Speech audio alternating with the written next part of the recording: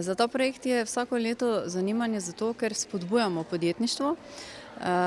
V ta podjetniški izziv vključimo dijake programa ekonomski tehnik in pa kmetijsko-podjetniški tehnik, kjer s pomočjo Bistre skupaj ustvarimo dogodek v mesecu oktobru in potem praktično razvijamo idejo, ki jo dijaki nekako sami vidijo kot rešitev njihovih problemov.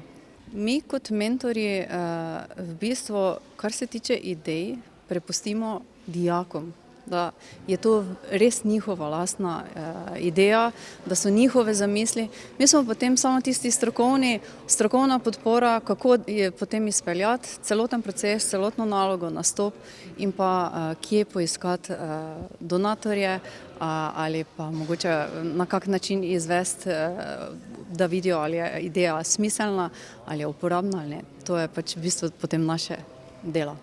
Ja, Ustava AI je nastala na podlagi tega, ker dijaki dejansko razmišljajo, zdaj so že vsi nekako v tem delu opravljanja izpitov za avto, tudi veliko so aktivni v kakih dogodkih in se zgodijo razne dogodivščine, neprijetnosti in potem poznavanje zakonov je problem. In pa prav tako odvetniki, vse to je drago in nekako na tak način je potem nastala ta ideja, ker se mi pa zdi smiselna in zelo praktična, res za nekoga, ki nima toliko denarja, da lahko plača odvetnike, a si vseeno na tak način mogoče lahko pomaga s poznavanjem preko aplikacije, da lahko rešijo kaki prekršek na malo bolj ne tak grobi način za njihov žep.